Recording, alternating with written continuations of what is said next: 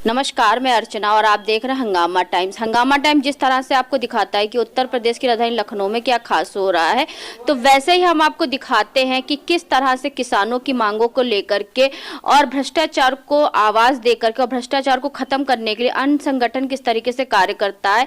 वहीं पे हमारे साथ में राष्ट्रीय अध्यक्ष जी हैं राकेश सिंह चौहान जी, जो कि भारतीय किसान यूनियन लोकतांत्रिक के राष्ट्रीय अध्यक्ष है। तो उनसे हम बात करेंगे वर्तमान सरकार से किस तरह से उनका संगठन मांग कर रहा और किन मांगों को लेकर के वो जनता की लड़ाई को लड़ने के लिए आगे आ रहे हैं। तो सर, आपका बहुत बहुत स्वागत है पहले हंगामा टाइम न्यूज चैनल में। तो किन मांगों को लेकर के आप सरकार के सामने आ रहे हैं? जी नमस्कार। जैसा कि उत्तर प्रदेश में दूसरी बार भारतीय जनता पार्टी की सरकार है, योगी जी मुख्यमंत्री हैं, ग्रामीण क्षेत्र के किसानों की, मजदूरों की व्यवस्था बहुत ही दयनीय है। सरकार के द्वारा भेजी जा रही योजनाएं पात्र व्यक्ति को बिना भ्रष्टाचार के उपलब्ध नहीं हो पा रही हैं। मैं आपके चैनल के माध्यम से डंके की चोट पर कहता हूं कि प्रधानमंत्री आवास जो ग्रामीण क्षेत्र में पात्र व्यक्तियों को दिए जा रहे हैं, 70% अपात्रों को दिए जा रहे हैं, 30% बमुश्किल से पात्र व्यक्तियों को मिल रहे हैं। और जिन अपात्रों को आवास का लाभ दिया जा रहा है, प्रधान और खंड विकास कार्यालय के अधिकारी मिलके उनसे भ्रष्टाचार कर रहे हैं, कहीं न कहीं से अपना लाभ अर्जित कर रहे हैं, तब अपात्रों को योजना का लाभ दे रहे हैं। तो इसमें सरकार की कहाँ गलती है? इसमें तो जो सरकारी अधिकारी वो भ्रष्ट है ना। सरकार की जिम्मेदारी क्या है? सरकार की जिम्मेदारी है, विभागीय मंत्री की जिम्मेदारी है, क्षेत्र के सांसद की जिम्मेदारी है, क्षेत्र के विधायक की जिम्मेदारी है। जो विधायक अपने क्षेत्र के भ्रष्टाचार को नहीं रोक सकता है, जो विधायक अपने क्षेत्र के मतदाताओं को सरकार की योजनाएं निष्पक्ष रूप से नहीं भिजवा सकता है, जो विधायक क्षेत्र की समस्याओं का समाधान नहीं करा सकता है, ऐसे विधायक को होने और न होने का क्या मतलब है? मैं सरकार से केवल यही बात कहना चाहता हूं आपके चैनल के माध्यम से, जिस क्षेत्र में जो भी विधायक है उसके क्षेत्र में अगर सरकारी योजनाओं में भ्रष्टाचार हो रहा है, किसान मजदूर को न्याय नहीं मिल रहा है, स्कूलों में अच्छी शिक्षा नहीं हो रही है, नहरों में अगर टेल तक पानी नहीं जा रहा है, अगर सरकारी नलकूप खराब पड़े हैं, सरकारी नलकूप की नालियां टूटी हुई हैं, सड़कें ग्रामीण क्षेत्र की यदि टूटी हुई हैं, तो ऐसे विधायक की विधानसभा की सदस्यता रद्द होनी चाहिए। और ऐसे विधायकों को जो क्षेत्र की जनता का काम न कर सके, समस्या का समाधान न कर सके, ऐसे विधायकों को सरकार को अपनी पार्टी से निकाल के बाहर कर देना चाहिए। जनता वोट किस लिए देती है? क्या जनता केवल वोट डालने और टैक्स देने की मशीन भर की रह गई है? वोट दिया जाता है लोकतंत्र में। जनता के पास अगर सबसे कीमती कोई चीज है तो वो है वोट का अधिकार। और वही वोट जब किसी जनप्रतिनिधि को जनता देती है तो उससे उसकी जिम्मेदारी होती है कि मतदाताओं की एक एक समस्या का समाधान होना चाहिए। कतई नहीं हो रहा। उत्तर प्रदेश के मुख्यमंत्री, उप मुख्यमंत्री, पीडब्ल्यूडी मंत्री लगातार टाइम देते चले जा रहे हैं। 1 महीने, 2 महीने, 1.5 महीने कि उत्तर प्रदेश की एक एक सड़क गड्ढा मुक्त होनी चाहिए।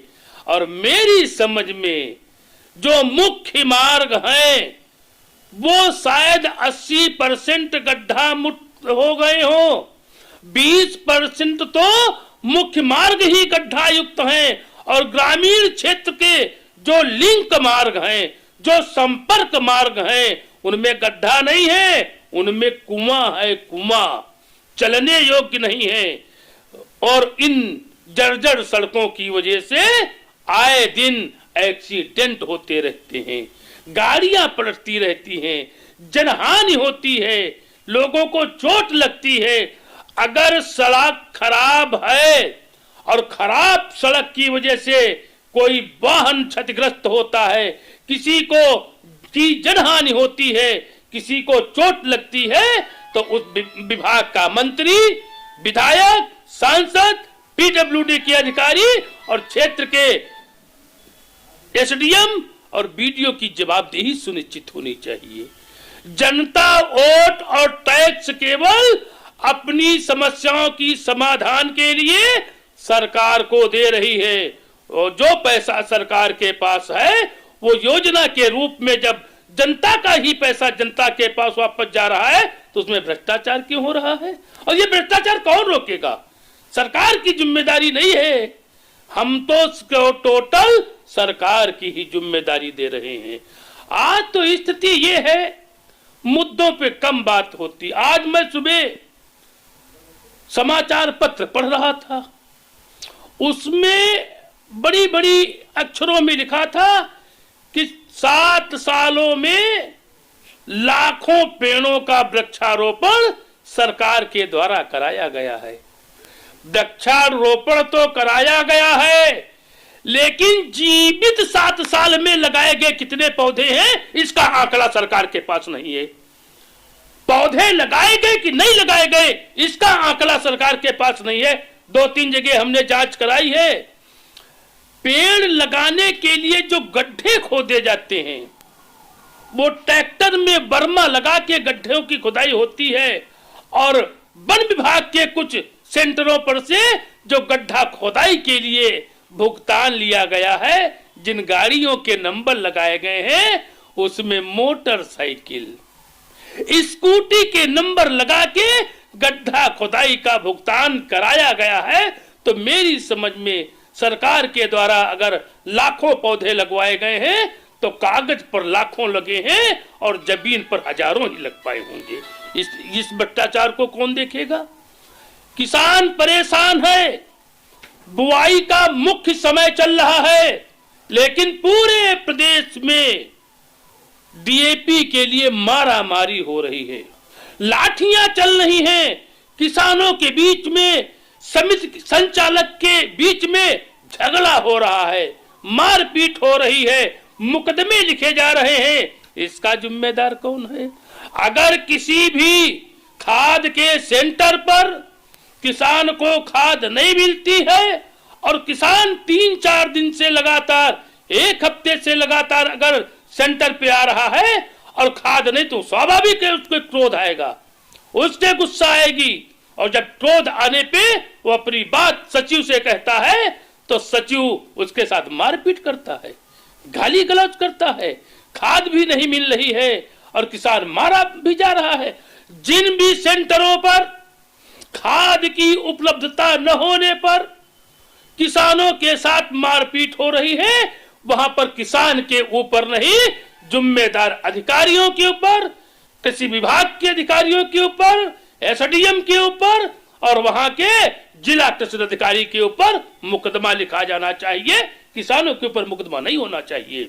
स्थिति बहुत दयनीय है। स्वास्थ्य में, ग्रामीण क्षेत्रों में, चाहे वो सामुदायिक स्वास्थ्य केंद्र हो, चाहे वो प्राथमिक स्वास्थ्य केंद्र हो, दवाइयां नहीं है, डॉक्टर नहीं है, स्टाफ नहीं है, और जब कोई गंभीर हालत में हमारा ग्रामीण क्षेत्र का गरीब जो किसी भी कीमत पर नर्सिंग होम में अपनी दवाई नहीं करा सकता है, सरकार कह रही है कि हमने 60 वर्ष की आयु वाले लोगों का आयुष्मान कार्ड बनवा दिया है। आयुष्मान कार्ड के लिए मैं मोदी जी को धन्यवाद देता हूं, लेकिन आज स्थिति यह है कि समस्त हिंदुस्तान में मेडिकल स्टोरों पर बेची जा रही जेनेरिक दवाइयां 500 से 800% महंगी बिक रही हैं। 100 रुपए की दवाई 800 की मिल रही है, 100 रुपए की दवाई 700 की मिल रही है। कोई भी आम आदमी जिसके बुखार भी आ जाता है, जुकाम भी हो जाता है, अगर वो हॉस्पिटल चला गया तो कम से कम 5,000 रुपया दवाई का बिल बन जाता है। और वो 5,000 रुपया कोई मजदूर जब महीनों मजदूरी करता है, अपना खून जलाता है, अपना पसीना बहाता है, तब जाके कमा पाता है। बुजुर्गों की दवाइयां नहीं हो पा रही हैं, ना अस्पताल में सही दवाई मिल रही है, ना सरकारी स्कूलों में उचित शिक्षा मिल रही है, शिक्षक है नहीं, शिक्षकों की कमी है। और सरकार, जब शिक्षक नहीं तो बच्चे स्कूल में क्यों जाएंगे? जब शिक्षा नहीं है तो बच्चे स्कूल में क्यों जाएंगे? और जब बच्चे स्कूल में नहीं जा रहे हैं तो सरकार स्कूलों को मर्ज करने जा रही है। स्कूल सरकार कम कर रही है और शराब की दुकानें बढ़ा रही। ये है संतों की सरकार, ये है महंतों की सरकार। जिस सरकार में अगर संत है वास्तव में योगी जी, महंत है, अगर सनातन धर्मावलंबियों की सरकार अगर है, तो सबसे पहले राक्षसी प्रवृत्ति को जन्म देने वाली शराब का पूर्ण रूप से बंदी उत्तर प्रदेश में होनी चाहिए थी। अगर केंद्र से लगा के प्रदेश तक भारतीय जनता पार्टी की सरकार है, आरएसएस समर्थित सरकार है, सनातन धर्मावलंबियों की सरकार है, और जो रातों दिन कहा जा रहा है हिंदू हिंदू, अगर हिंदुओं की सरकार है तो सबसे पहले हिंदू सनातनी और इंसान बनाने के लिए राक्षसी प्रवृत्ति को पैदा करने वाली शराब को बंद होना चाहिए, इसको पूर्ण रूप से प्रतिबंधित होना चाहिए। तो स्थितियां तो बड़ी गंभीर हैं। किस किस क्षेत्र में बात की जाए, आने वाले समय में किसानों, मजदूरों, बेरोजगार नौजवानों, संविदा कर्मचारियों, मनरेगा मजदूरों, स्वास्थ्य, शिक्षा पर एक बड़ा आंदोलन करने की तैयारी संगठन के द्वारा की जा रही है। और अभी से हम लोगों ने तैयारी करना शुरू कर दिया है, कमर कसना शुरू कर दिया है। अब 27 में उसी की सरकार बनेगी जो किसानों के मुद्दे का समाधान करने का प्रयास करेगा, समाधान करेगा।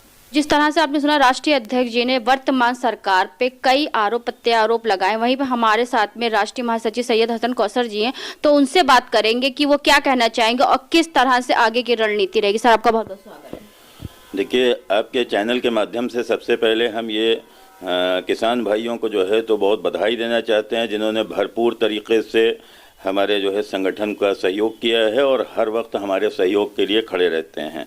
किसानों की समस्याओं को लेके अभी हमारे राष्ट्रीय अध्यक्ष माननीय राकेश सिंह चौहान जी जो हैं तो सारी बातें बता चुके हैं। अब उनके बता देने के बाद में कोई ऐसी गुंजाइश नहीं बचती है कि उसके बाद में हम बताएं।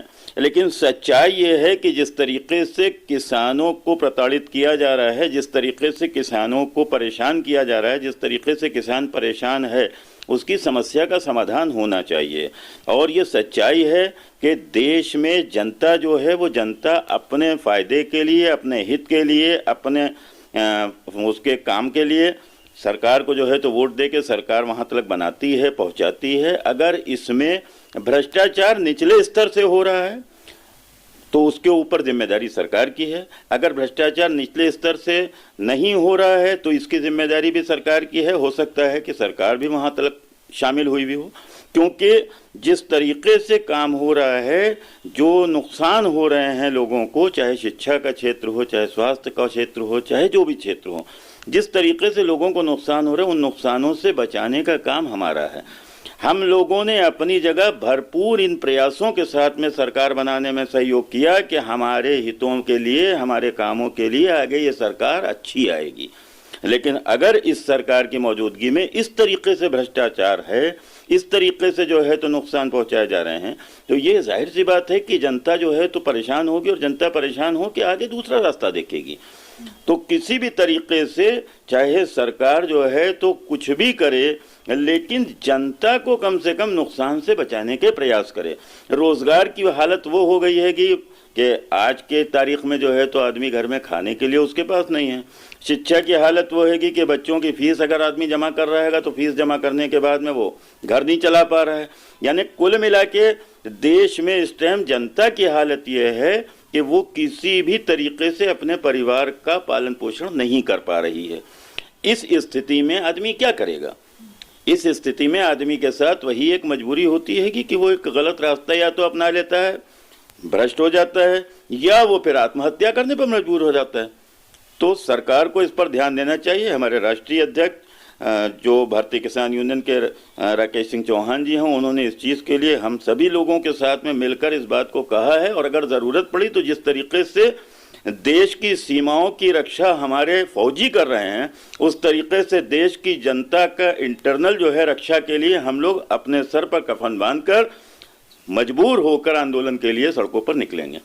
और उस स्थिति में फिर सरकार जिम्मेदार होगी, क्योंकि कहाँ तक आदमी परेशानी उठाएगा, कहाँ तक आदमी जो है तो इस तरीके से दिक्कतों का सामना करेगा। एक ना एक दिन उसको मरने के लिए सड़क पर आना पड़ेगा। तो यानी कि जैसे 2 सत्र हो चुके हैं योगी सरकार को, तो आपको क्या लगता है कितने वादे अभी बहुत सारे? देखिए, सरकार के पास से जो भी कार्रवाई शुरू होती है उसमें कागजी कार्रवाई से कोई भी स्कीम बना के भेज दी जाती है। उस स्कीम पर काम कितना हो रहा है, उस स्कीम पर अधिकारी काम क्या कर रहे हैं, तमाम जो है तो चीज़ें हैं। अभी जैसे स्वास्थ्य से संबंधित आपने जो है तो बात पूछी, स्वास्थ्य में यह है कि अभी एक लड़का हमारे क्या का ही, उसके क्या एक प्री मैच्योरिटी हुई, उसमें जो है तो आप बताइए कि गरीब घर का बच्चा है, उसके साथ में जो है तो 1.5 लाख रुपए अस्पताल में उससे जो है तो लिए गए। 1.5 लाख रुपए अच्छे लोग नहीं दे सकते हैं, ना कि एक गरीब कर्मचारी जो 10,000, 5,000, 8,000 रुपए पे नौकरी कर रहा है, कहीं 15,000 पे नौकरी कर रहा है, तो वो कैसे जो है तो दे पाएगा। इस स्थिति को बचाना हमारी जिम्मेदारी है। और जब सरकार इतने काम कर रही है, ग्रामीण क्षेत्रों में क्यों नहीं जो है तो हॉस्पिटल का इंतजाम हो रहा है? सरकारी अस्पताल जरूरी है कि शहर में ही बनाया जाए, ग्रामीण क्षेत्रों में बनाया जाए। शिक्षा के लिए जो स्कूल बनाए जा रहे हैं, कॉन्वेंट स्कूल जो बनाए जा रहे हैं, ये कॉन्वेंट स्कूल अगर ग्रामीण क्षेत्रों में बना दिए जाएं तो क्या किसान के बच्चे जो हैं तो उसमें तालीम हासिल करके एक बढ़िया देश की तरक्की के लिए रास्ते नहीं बनाएंगे? जितने भी लोग पढ़ाई करके आगे बढ़ रहे हैं उसमें अगर ग्रामीण क्षेत्रों में सहयोग कर दिया जाएगा तो देश सुधर जाएगा। खाली जो है तो शहर के अंदर जो डेवलपमेंट हो रहे हैं, शहर के डेवलपमेंट से शहर के ही लोग डेवलप हो रहे हैं, लेकिन हमारा ग्रामीण स्तर ज़्यादा बड़ा है। और देश की सबसे बड़ी ताकत किसान है। अगर किसानों के हित में या किसानों के फायदे के लिए या किसानों की शिक्षा के लिए, उनके स्वास्थ्य के लिए नहीं सोचा गया तो देश की तरक्की कभी नहीं हो सकती। हम कैसे सुपर पावर बनेंगे? तो हर तरीके से ये प्रयास होना चाहिए सरकार के कि किसानों के लिए, किसानों के परिवारों के लिए, उनके बच्चों की एजुकेशन के लिए, उनके बच्चों के स्वास्थ्य के लिए, उनकी खाद के लिए, उनके खेतों की जो है तो रक्षा के लिए, सुरक्षा के लिए तमाम इंतजाम जो है तो सरकार को करना चाहिए। और वो इंतजाम जो है तो करने की जिम्मेदारी भी सरकार और सरकार द्वारा जो यहाँ के ऊपर विधायक हैं, सांसद हैं, इन सारे लोगों की है। तो वो इसके लिए ज़रूर जो है तो ध्यान दें। अगर ध्यान नहीं देते हैं तो जाहिर सी बात है कि किसान मजबूर होकर एक दिन सड़कों पर आ जाएगा। तो राष्ट्रीय अध्यक्ष जी से एक सवाल और करेंगे। जैसे राष्ट्रीय आप जानते होंगे कोटे पे जो राशन मिलता है उसको लेकर के आप क्या कहेंगे? ये जो खाद्य सुरक्षा गारंटी के अंतर्गत राशन ग्रामीण क्षेत्रों में उपलब्ध कराया जा रहा है, ये योजना तो सही है, लेकिन जिस हिसाब से राशन का वितरण हो रहा है, पात्र के साथ अपात्र व्यक्तियों को भी राशन, जिससे सरकार के ऊपर बोझ भी पड़ रहा है। और जब घर में खाने के लिए होता है किसी के, तो वो मेहनत करने से कतराने लगता है। साथ में जो चावल आता है, चावल में प्लास्टिक के भी चावल आते हैं जिसमें बहुत ज्यादा भ्रष्टाचार आपको दिखाई दिया होगा, आपको ये भी बात सुनाई दी होगी। प्लास्टिक के चावल की बात तो दूर कर दीजिए, देश की 80% ग्रामीण आबादी को खाद्यान्न की दुकानों पर जो ये चावल दिया जा रहा है, वास्तव में ये चावल खाने योग्य ही नहीं है। और अगर खाने योग्य है तो मैं उत्तर प्रदेश के खाद्य एवं रसद मंत्री जी को इस चैनल के माध्यम से कहना चाहता हूं कि आए अपने परिवार के साथ, पूरी परिवार के साथ हमारे ग्रामीण क्षेत्र में आए, रहने की व्यवस्था की जाएगी, बिस्तर की व्यवस्था की जाएगी। केवल 15 दिन ये चावल खा के दिखा दे, तब हम मान जाएंगे एक चावल खाने योग्य है। ग्रामीण क्षेत्रों को छोड़ दे, शहरी क्षेत्रों में भी ये सब चीजें जब अच्छा, ये गलती कहीं ना कहीं से हमसे हो रही है और लाभार्थियों से।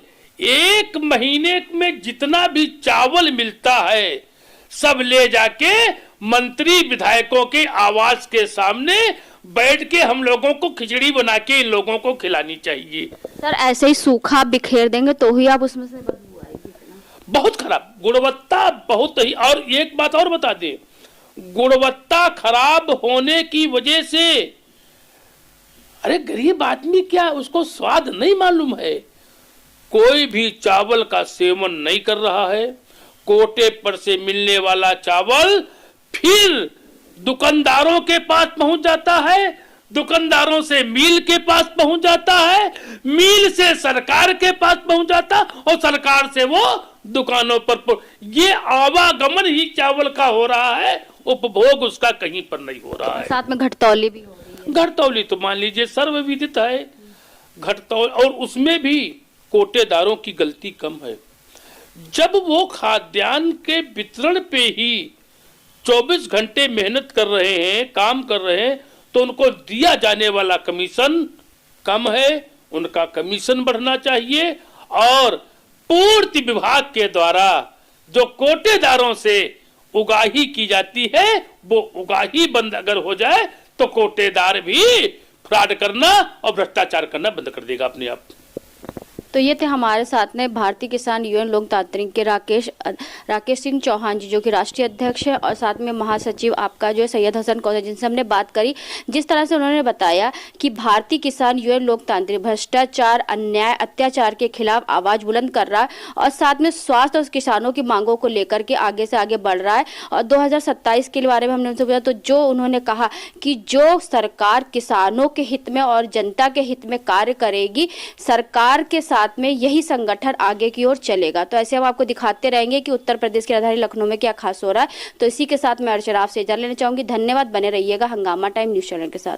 हंगामा टाइम्स की तमाम खबरों को देखने के लिए हंगामा टाइम्स को सब्सक्राइब कर लीजिए और बेल आइकन दबा लीजिए। अगर आपको ये वीडियो अच्छा लगा हो तो लाइक बटन प्रेस कर अपनी प्रतिक्रिया हमारे कमेंट बॉक्स में देना मत भूलें।